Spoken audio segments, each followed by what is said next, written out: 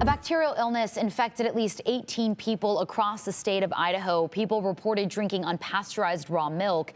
17 of those were from the same dairy in eastern Idaho. Abby Wilt looked into health officials' investigation today. Abby, you learned who is responsible.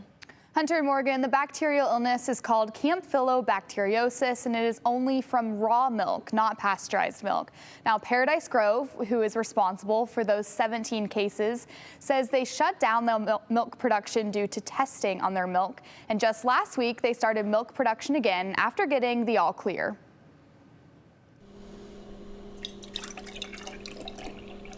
A bacterial illness is hitting raw milk consumers throughout Idaho. They all reported in common that they had drunk raw milk. The Department of Health and Welfare says the illness is not linked to pasteurized milk, just linked to raw milk. Most of the milk that you can purchase in the grocery store is pasteurized. So that means it's been heated up to a certain temperature so that it kills, almost anything in there that could make you sick. And it's considered safe to drink. Raw milk is illegal in 20 states. No one understands the risks that are associated with consuming raw milk products. But in Idaho, if the milk is labeled clearly, that is the law. And if farmers identify their animals that produce the raw milk and then have them tested annually for tuberculosis and brucellosis, then it's legal. Places will have their milk tested on a periodic basis to help ensure that there's no concerns with the milk products, but there is no other requirements from the health district.